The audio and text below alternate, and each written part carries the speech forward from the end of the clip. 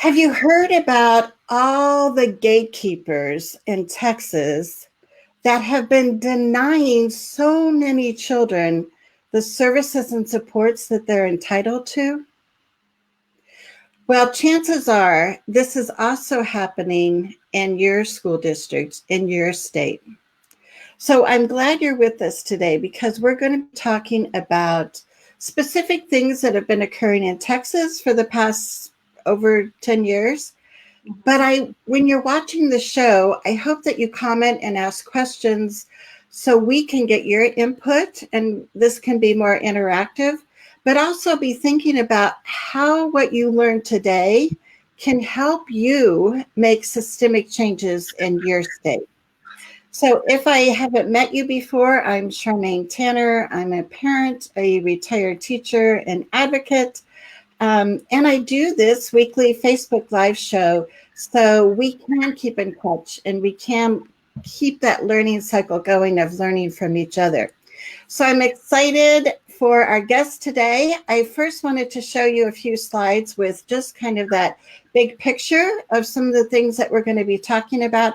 And then I'll introduce our guests and they will fill in a lot of information and help you understand what's been happening and how their advocacy has, and the parents in Texas have been making a huge difference of what is now occurring there. So let me go back to my slide here and we will look at a couple other ones. And so the Houston Chronicle, a newspaper in Texas, was really did an excellent job of a series of articles talked about denied and the services that were denied to students. In September of 2016, there was evidence that there had been like a 13-year practice in Texas where they would cap the enrollment of students in special ed to 8.5%. Teachers were prevented from doing their jobs. They were told that they had to try intervention after intervention, going through lengthy response to intervention processes before they would even evaluate students. There were these huge walls and barriers because of the conflict between parents and staff. And of course, we know the bottom line then is that kids are the ones that are losing out. So skip ahead to January 2018, and the Department of Education in Washington, D.C. Did an investigation, and they ruled and they found that Texas Education Agency had failed in three main ways. One, they failed to meet the responsibilities they had for child find. Two, they were not providing FAPE to students. I got to go back. They were not providing FAPE to students that really were entitled to special ed services. And the third main point was that the Texas Education Agency failed to provide the necessary and appropriate supervision and monitoring of the school districts and what was happening there. But then a few months later, November 2018, there was a decision from the Fifth Circuit Court of Appeals, and they confirmed that the U.S. Department of Ed was within its right to penalize the state $33 million for reducing its special ed funding in 2012. And so these are, like I said, we wanted to just kind of give you the big picture first. But the other thing that I wanted to share was the good news that is happening. And now we don't see anything. So let me bring back my slide. So the good news is there is a group of not only parents and allies and a number of organizations that have formed a group called the Texans for Special Education Reform. And they are all about making sure that we preserve the civil rights of students with disabilities. And today we have two members of that, they're both members on the steering committee of Texas Texans for special education reform.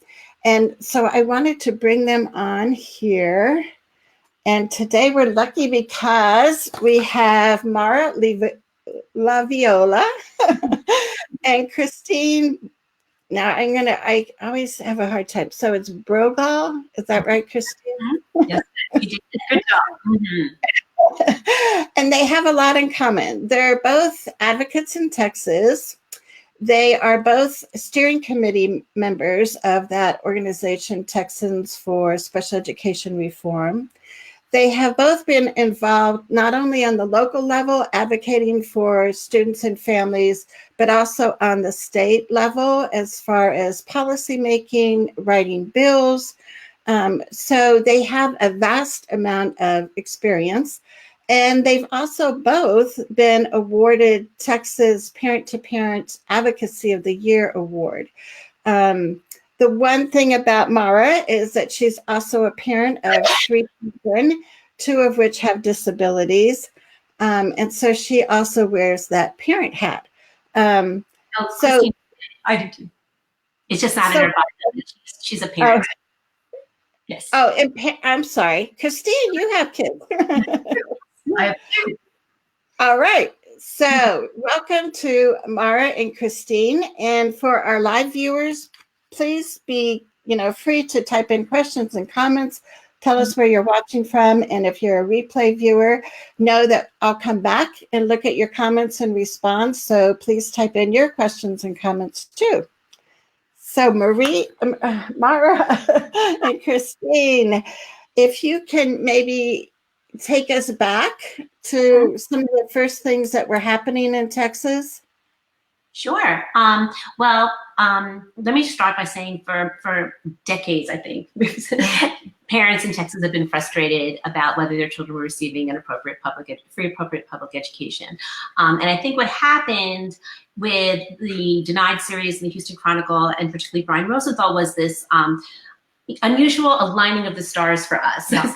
And because what the Houston Chronicle revealed was what parents and advocates and SPED attorneys had long felt, was that there was some type of cap that was preventing children from gaining eligibility into special education. And so that's, in fact, what Brian Rosenthal was able to demonstrate, that between 2003 and 2016, SPED enrollment numbers in Texas went from 11.8%, which was still below the national average of 13%, and had dipped all the way to 8.6%. Mm-hmm. And he did this while also revealing that 504 numbers were increasing, and that the number of children overall in Texas education system itself had also risen by over 1 million children. Mm-hmm. Yeah, and that a lot of families were coming forward and saying that their children had been denied special education services for various reasons, from we just don't have the money to provide those services, to we aren't taking any more children into this or that particular program, to your child just flat out doesn't qualify. So, and I think what the beauty of the Denied series was for Texas parents in particular, Christine has dogs, don't worry about it. But basically was the ability of Texas special ed parents to speak up for the first time. I think as advocates, dealing at the legislative level, it's often difficult to get parents to participate for various reasons. But this time, parents really came through.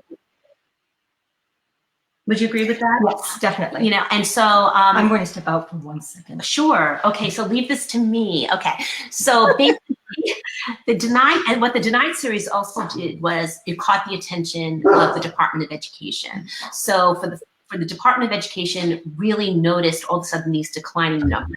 We can get into why they didn't notice previously, because those numbers are submitted to them, but nevertheless, this was revealed through the Denied series. So then the federal government stepped in and started questioning our Department of Education, which is called TEA, the Texas Education Agency, and said, what's happening here? We want an explanation, because we've looked at the data now, and what was revealed in the Houston Chronicle series was correct. So TEA sent back a response to that letter and basically said that there really wasn't a cap. This didn't exist. It was because they were doing a far better job at educating our students, which we can show you data. There's really no objective data that we could find, or I think that even exists, that demonstrates that.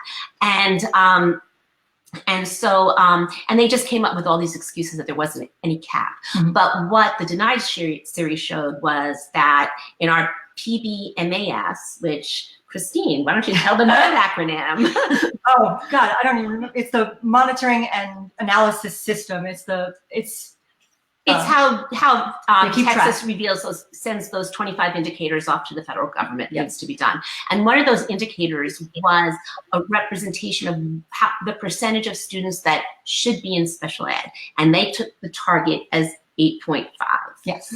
Okay. And so school districts they were analyzed on these several factors in different areas. And for special education, it was a specific what percentage of students are in special education. And if you were any more than a point or two above the 8.5%, you received a negative grade for that particular indicator. Yeah, there was it's called a PLL, performance level. Performance level. And the higher your performance level was, the greater monitoring you got from TEA and the more intervention you got. So school districts really had a real disincentive not to find kids eligible because they then faced ramifications from our state agency. Yeah.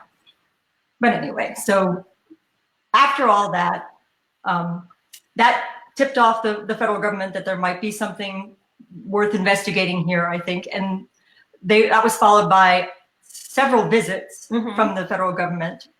During those visits, they had public forums. They would have parents come in and testify and tell them what their experiences had been. And parents really came out in full force. There were five listening sessions held in the evening throughout the state of Texas, and parents came out in hordes. I can't give you specific numbers, but I attended 2 of them, and there were hundreds at both of those. And they spoke. They were articulate. Of course, they were emotional at times, but they were a force to be reckoned with. And I think that really caught the attention of the federal government. I think they were surprised by the level of participation that people came out for these listening sessions. Well, and on top of that, they also took written comments. You could submit comments to the Department of Education website, and they received thousands of comments. And then that was followed by more specific district level visits. They would visit districts and look more closely at their special education program. And as a result of all of that, that's where we got the January 2018 letter basically saying this is what our findings have shown, and requiring Texas to create a corrective action plan to address the issues that you identified at the beginning there. And basically the finding was that this 8.5% target, you could call it a cap or not call it a cap, did provide this incentive for schools to not find children eligible for special education. And that's really the bottom line. It can get very technical, but that's basically the bottom line. And then outline the three areas specifically that you mentioned above, which was you didn't live up to your child find obligations, you didn't live up to your FAPE obligations by failing to even identify these children, and you obviously didn't live up to your supervision and monitoring obligations under IDEA. So, and those were the January findings, and then in a nutshell. Yep. And so between January and April, TEA held meetings and solicited input from stakeholders from different advocacy groups, and they published their first draft of the plan, I want to say in like late February, early March, and submitted that for public comment. And, again, we came out in force. We all made our comments on their first draft of the plan, asked for more clarifications in areas what they were going to be doing to improve special education. Some of that feedback actually made it into the final plan. Honestly, not a lot of it. And then in April, that's when they published their final draft and that's the one that they submitted to the federal government. of the plan. And that is online at the TA website if anybody out there wants to take a look at it. It is a 91-page document because they not only did they respond to the federal government's allegations and findings, they also did a whole strategic plan for special education. That was their response. That's what they did, aside from just doing the direct response to what the findings were from the federal government. They created this whole in-depth strategic plan.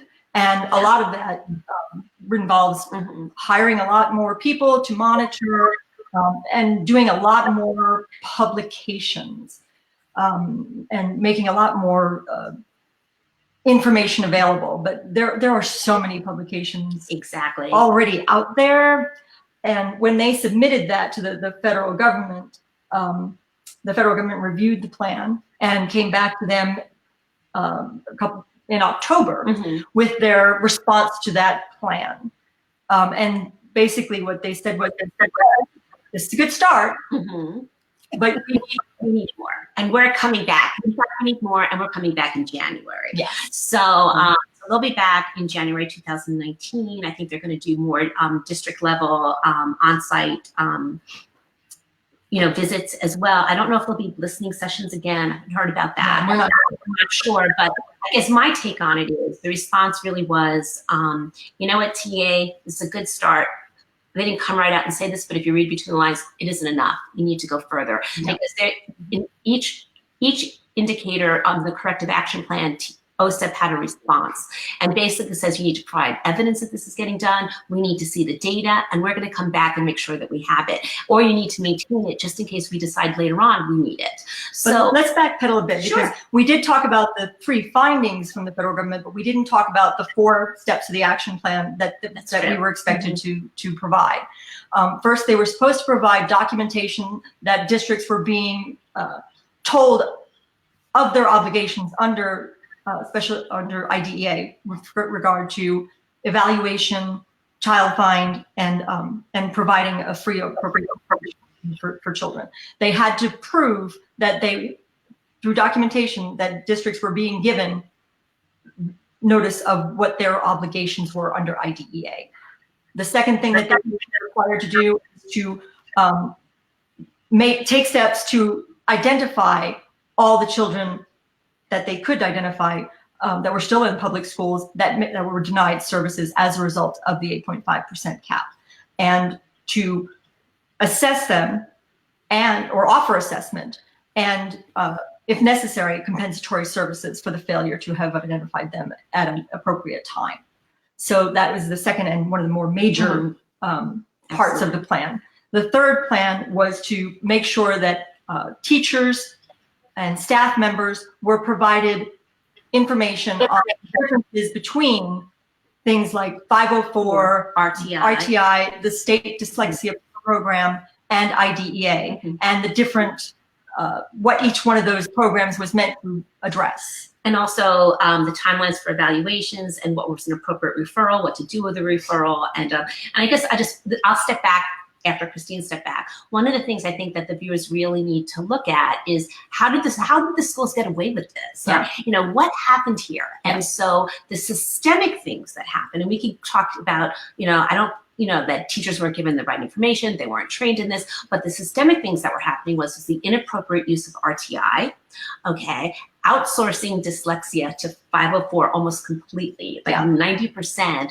of children who had been recognized as having never even saw a special education evaluation didn't happen, And so it was things like that they were able to to lower those numbers significantly. Yeah, there were very specific tools that were implemented to make sure that those numbers stayed down. So if you're concerned about your state, you want to try to see what are they doing with RTI? How are your 504 numbers swelling? What's happening with specific learning disabilities or struggling learners? Are they being held in other type of educational settings for far too long? These are things you want to look at really, really carefully to ensure that these kids are being identified and appropriately referred to SPED for evaluation. And just in case there are those out there who don't know, RTI is response to intervention. It's one of the types of multi-tiered systems of support that states may use to try and say, here's what teachers provide, the support they provide for all students. And then above that is, here's what those who they recognize as maybe being a little bit behind me, and it goes up from there to more specialized and more individualized services. They may want to look and see, is there a timeline in their state for how long a child should be in such a program if they offer a multi-tiered system of support, because that was a big thing.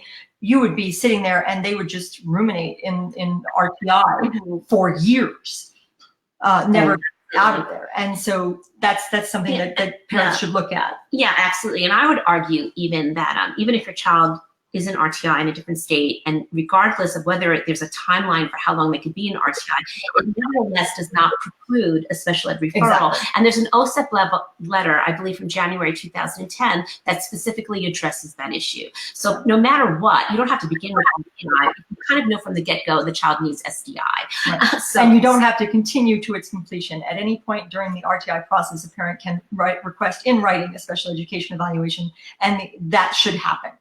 That should stop right there, and that should go forward with the evaluation or the denial of the evaluation, and then they can pursue due process if necessary.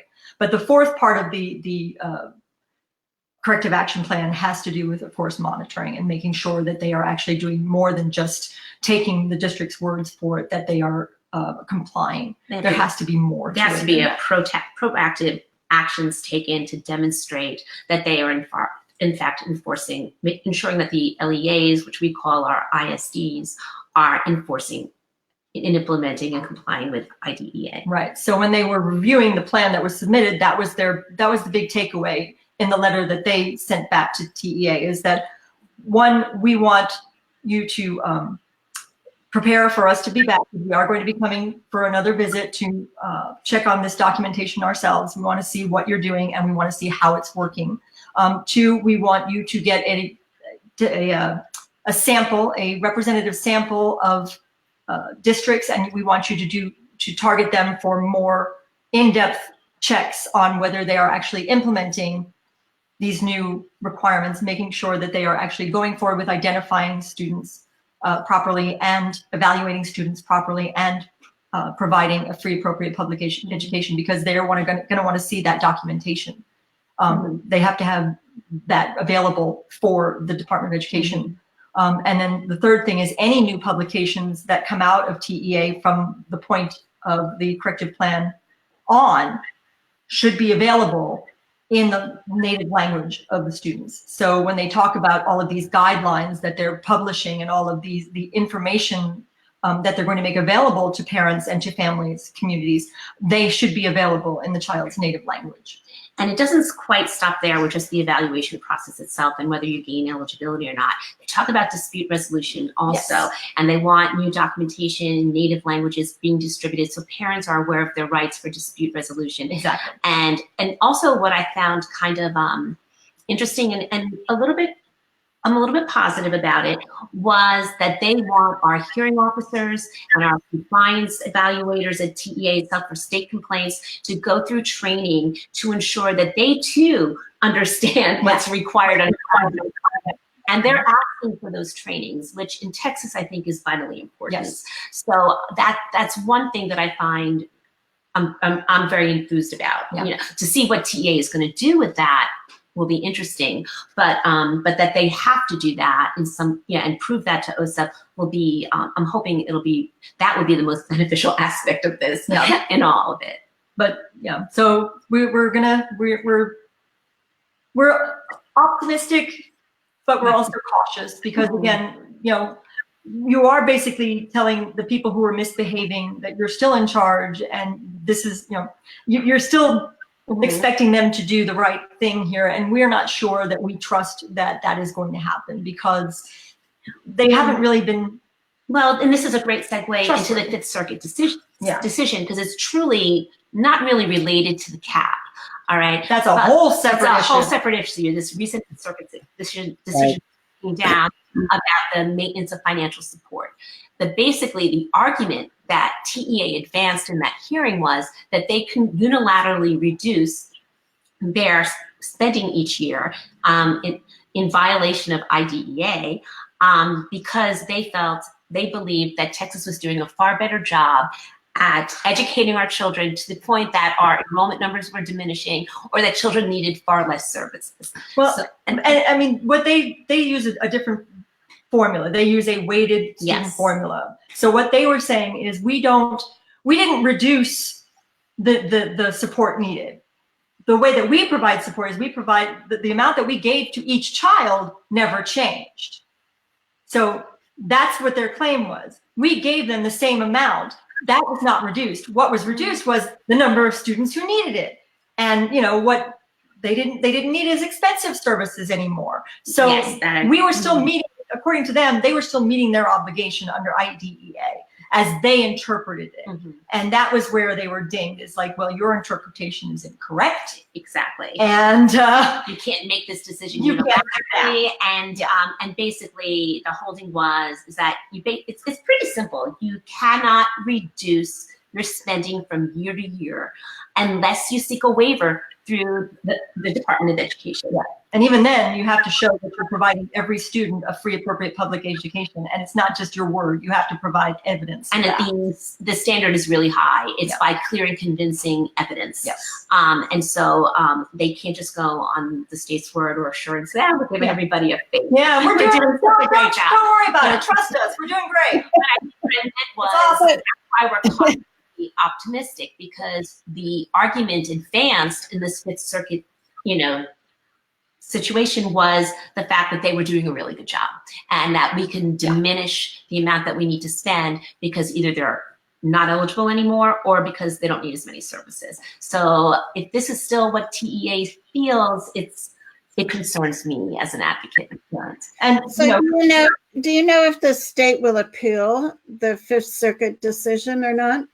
I haven't heard anything. We haven't heard anything about that. I would not be surprised, because I think that if they don't, they will have to deal with the fact that they're going to have to re-examine their student financing, and that's going to be done anyway in the upcoming legislative session. I can guarantee you that student finance, particularly with regard to special education, is going to be a huge issue. Mm-hmm. Organizations like Disability Rights Texas have been fighting the weighted student formula for years, because it basically it's not based on what the child needs or what the child's disability is. It's based on where the child receives services. Right. It's all about the placement, and that is ridiculous. Right. And the other thing I think that's interesting with Texas, and I don't know how many other states are like this, but that the Texas state legislature only meets on odd number years, so every other year. I don't know if that is helpful, that it gives everybody more time to write some, proposed bills. But do you want to talk about, because I know that both of you are active at the state level as far as legislation, talk about maybe some possible bills that might be introduced this session?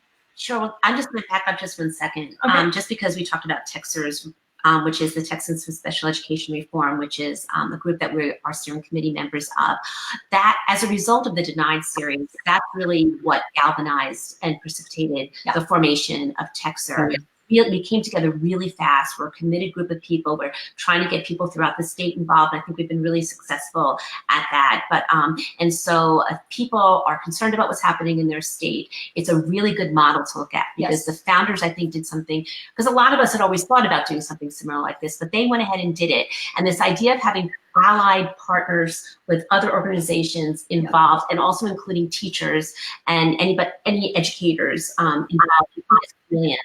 And so it's a good model for other states to utilize. So with that being said, we are stronger together. We are stronger together, and we can talk. Why don't you talk about your bill, and then I can talk about mine. And well, I mean, given all of the publicity that Texas has had, and most of it is negative with regard to special education, there is going to be a big push for special education legislation in the upcoming session.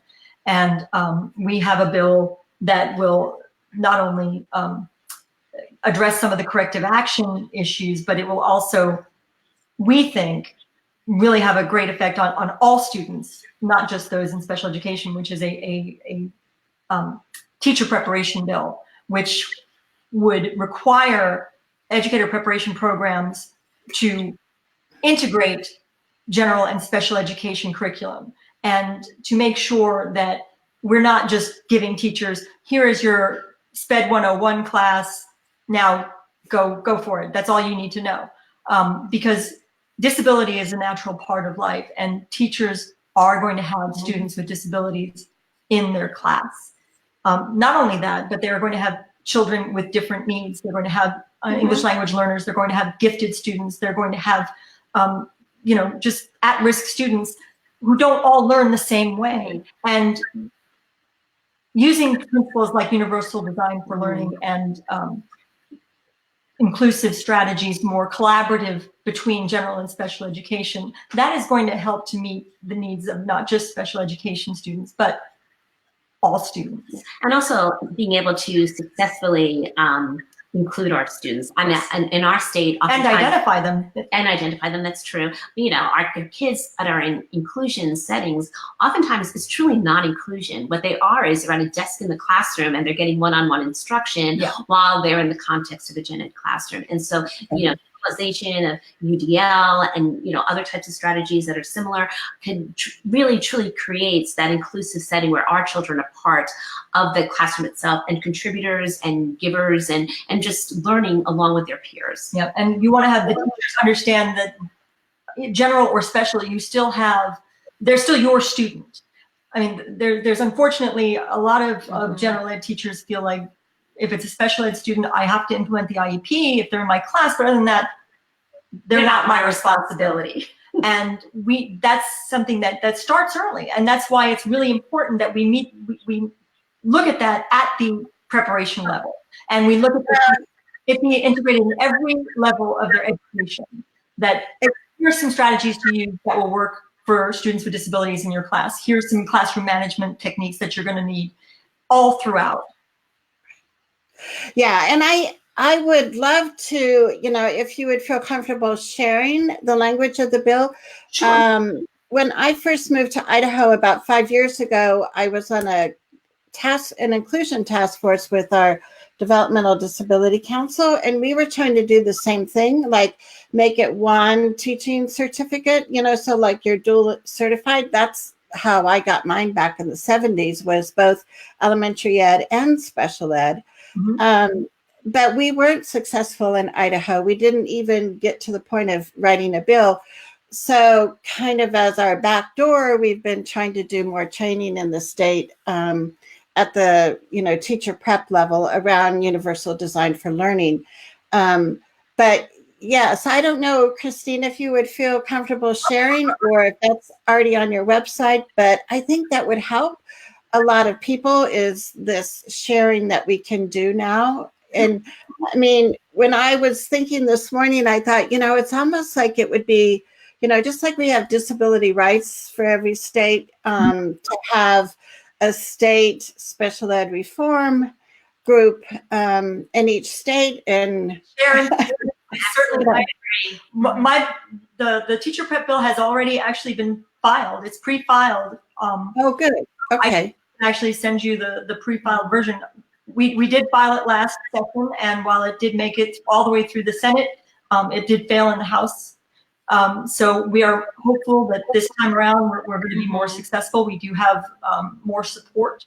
Absolutely. And we did change things around to hopefully address the concerns that were raised around it. But it's a long-term solution that I think all states should be embracing. Right. Question. And Lana has a question. She's from Idaho, and I know, Mara, this is a topic that you're really interested in. She said, does Texas currently have any legislation in regards to seclusion and restraint? Yeah, we do. We have some, but I don't think it's sufficient. And I think that we also have something in our education code called timeout, which is legitimate which they're legitimately allowed to do, which is supposed to take a child out of their classroom or educational setting and take them to a smaller setting to de-escalate and to self-regulate, but nothing else. They're not supposed to lose instructional time for that.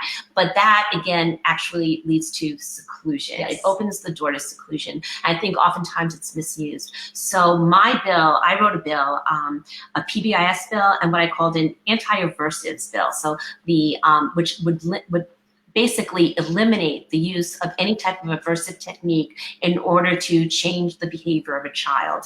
And I started that bill, my gosh, 3 sessions ago. And it's taken this long, and hopefully it's going to go through this year, but this long to basically say that what would be abuse and neglect in any other context in the state would be abuse and neglect in Texas. Because right now, teachers are getting away with shoving vinegar-soaked cotton balls in children's mouths, strapping them to chairs, and far, far worse.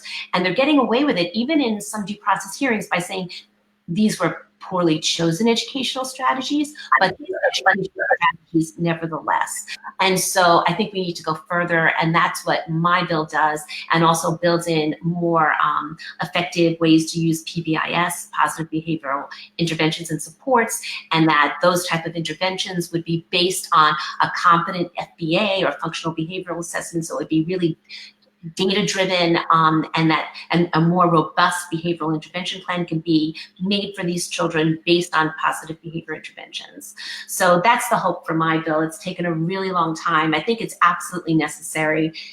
Years ago, it was a companion bill to another bill that we worked on, which was the video surveillance bill, the cameras bill, which allowed for video surveillance in certain special education in our schools. I'm getting feedback. Are you getting it? Is that okay? Yeah, just right now it picked up, but I think it will kind of even out. Okay. And I know Idaho is one of the few states, and I can't remember, maybe only one of 4, I can't remember, that we do not have any state legislation about restraint and seclusion. None. So. Mara, that might be another good link if you could send me, and I could post it in the comments later.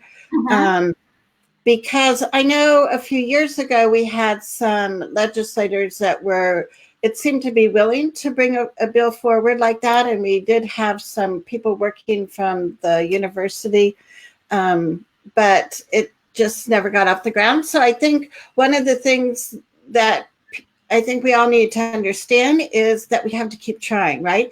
I mean, it's just like sometimes first try. I mean, your first go around you're probably not going to get it approved. Yeah. But then you make some tweaks depending on feedback, you bring it back, maybe you have more allies coming and testifying. I mean, you just have to keep trying, because it will happen, but it will take more than one try. And take that extra step. I mean, what I recommend is, if you think that your idea will have opposition, talk to the opposition.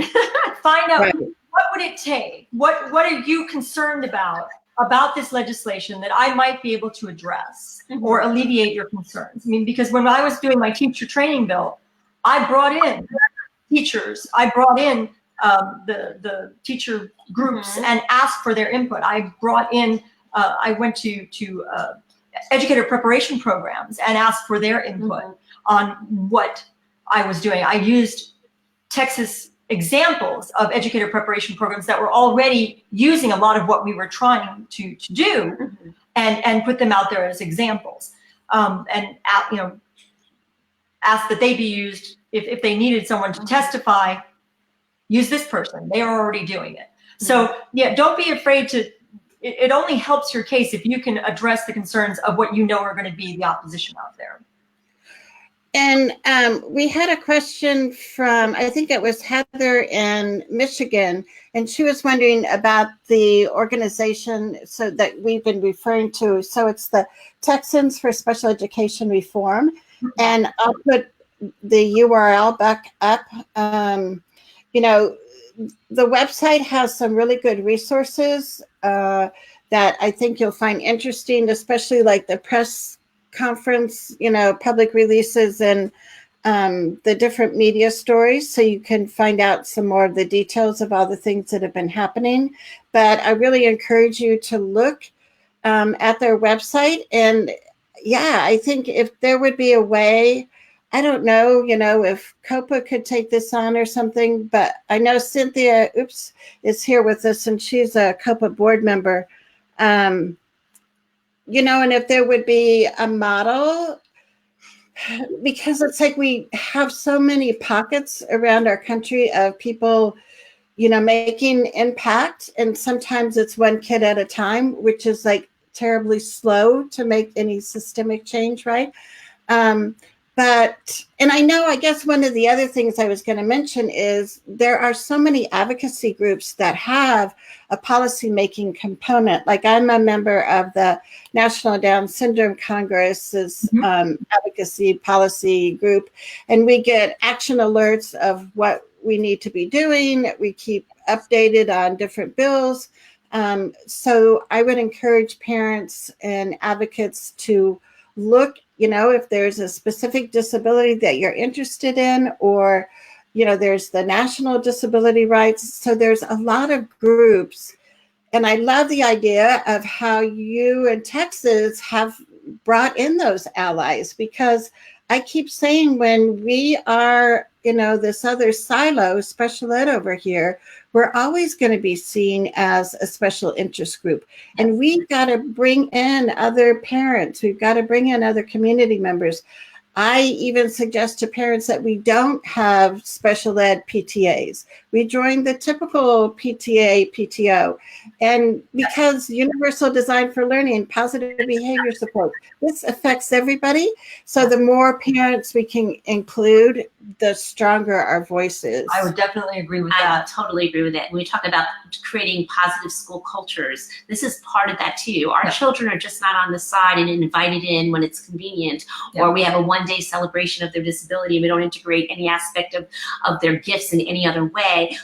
They're a full-fledged member of the community, and we have to do all we can to make sure that happens everywhere in every aspect of their education or community and life. And that's how you get more acceptance and empathy. And I mean, all children can benefit from children with disabilities and vice versa. And that's not going to happen if you're in a separate group, if you're keeping yourself separate and your children separate, and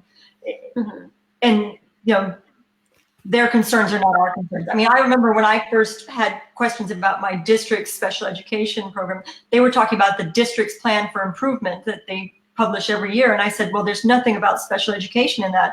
And they said, well, that's a separate plan. And I'm like, but aren't they in your district? Aren't they members of the school district? Well, in around 2003, 2004, maybe, I could get the years a little bit off, Texas requires that, at the state, state law required that every school district have a district improvement, committee, and they had had to represent certain populations, and SPED was never included up until that point. So we had to then bring another bill just to get SPED included. So look at those things in your, look at organization from the school level to the state level, and see if SPED is represented. I'm afraid to say that you'll find that it's not. And if it's not there, then you advocate for it, because if we don't have a seat at the table, there's no way for us to get anything done. Exactly. And what the beauty of Texers, I think it's twofold. You tell me if you disagree or not, is having those allies with us, which are other more structured, formal disability organizations, helps, because unfortunately, when parent groups arrive, we're oftentimes dismissed. It's unfair, it's not right, but it's a reality, right? But they grant us some legitimacy. A lot of because we sign on to their documents, they sign on to our documents. It just gives us an air of professionalism and legitimacy that we wouldn't have ordinarily, I don't think, and gets our foot in the door. The other, though, aspect of it is that we're parents. Yes. And that gives us a lot more leeway in how we advocate than, say, people who are tied to a nonprofit or something that board members they have to respond to. Yeah. We are parents. Or grants that they have to answer to. So we can play it both ways, which I think is very helpful. We can be mean. I would say it could be emotional at times. Yeah. We could make strategic mistakes. Yeah. You know, there's things that we can do. I mean, as parents, that you just can't necessarily always do when you're beholden to a board of directors. It's important to work together, even with different like you talk about being with the National Down Syndrome or the National Autism Society or the National Dyslexia.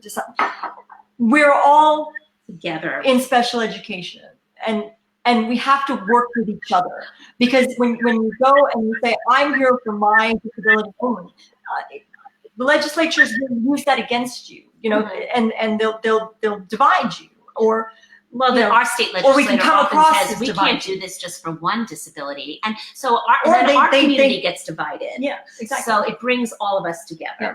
Or they might just have a disability that they champion, and then it's like, okay, well, what about all these other disabilities? They're just as worthy. And so the more you can do together, the stronger you are. And I think, my dream is that we go beyond special education, because we look at all the other kids that are typically marginalized in our schools that don't have a disability, but maybe English is their second language, or, a variety of reasons. And so that's why I just hope that more school districts will embrace universal design for learning. And I wanted to tell people, I started this new Facebook group. So it's called Universal Design for Inclusion, UDI. So that's my new trademark saying. Because I think when we blend those principles together, we do get universal design for inclusion. And, we bring in all the things like co-teaching and multiple intelligences and, positive behavior supports. And that is going to help every single child sitting in that room. Agreed. That's the message that I think teachers and principals and other administrators and community members, other parents need to understand, that having my son in your child's classroom is not going to be a detriment to your son's education. I often share this story. When I was a second grade teacher and I had a little girl that had a hearing impairment, I used the FM system. We would watch Reading Rainbow videos, and I thought, I should figure out how to turn closed caption on so Brianna can make sure that she's, getting all the video. And once I did that, it was like, duh, guess what? Closed captioning helped all my second graders become better readers, So if Brianna hadn't been in my classroom, I would have never thought of that simple little tweak. And yet everybody in my class benefited from her being there, Yep, exactly. It can't be us and them anymore. It's got to be we. And we have to work towards creating that. Yes. Right. The nice thing about UDL is that it's proactive. It's something, it's done in the planning stage. When you're planning a lesson, if you have the UDL principle built into your lesson plan, then you're not worrying about, the kid that you didn't plan for. It helps reaction to a failure or something that didn't work. It's from the get-go. It's proactive. It's inclusive. It takes into account all styles. It's just actually beautiful. Yeah. It's amazing. If you don't know Universal Design for Learning, go to the CAST.org website and get familiar with it, because it's absolutely beautiful. Yeah. And it's such a simple idea. And but again, it's something that has to be used to be mastered. I mean, you have to be shown how to use it and how to apply it and how it can be applied in different contexts. And that's why it's really important that it be embedded in curriculum for teacher preparation, not just, here's a little video on Universal Design for Learning implemented in your classroom. And that's what, I think is sometimes an underutilized strategy at IEP or ARD meetings, is to look at under supplemental aids and services and how we can write teacher training in there or staff training. I mean, it doesn't just have to be certified teachers. But I really encourage parents to be real specific with that, because I've seen districts like hand out an article about inclusion and say, okay, we did our staff training. And if you look at the research for staff development, unless there's, the peer coaching and the modeling and the follow-up, 0% of those new ideas get implemented with fidelity. So, well, look at it this way. How do you teach our children? I mean, teaching children, teachers these days would never just say, all I do is lecture. Right. And show videos. And that's how all my students have to learn. Why are we not that way with anybody who has to learn? And I mean, experiential learning is not just, or student-centered learning should not just be for children. It should be for their teachers as well. Right. Right. Well, this has been such a great discussion, and I think it's been planting lots of seeds. I hope so. So I do want to follow up with you guys, and Cynthia, who is here, who's a COPA board member. I mean, we don't necessarily have to go through COPA. I'm just thinking that's an area of commonality that we have.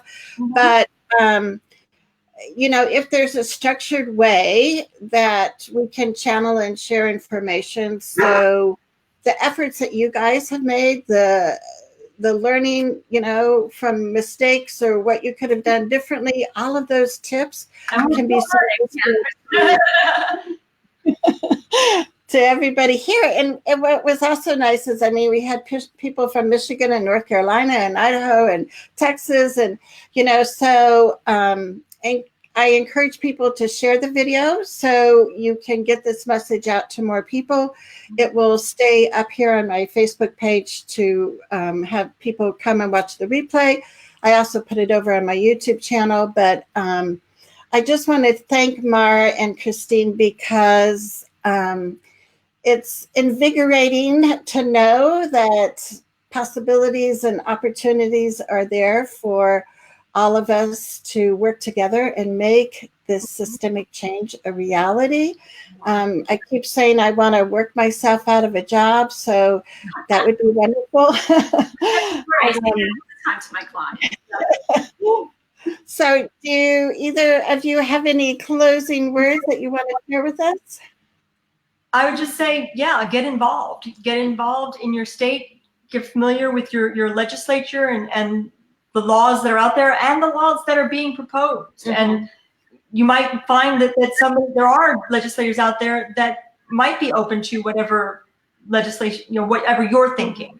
They might have already tried something similar, and maybe you can work together to make it work so they can, find your allies. Find your allies, and at the legislature, without a doubt, the organizations or individuals you think are not your allies.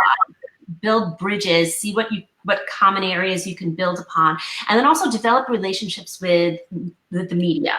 Yeah, look at your media and see who in print, on TV, whoever supports education. Develop relationships with them, and then give them the data that they need.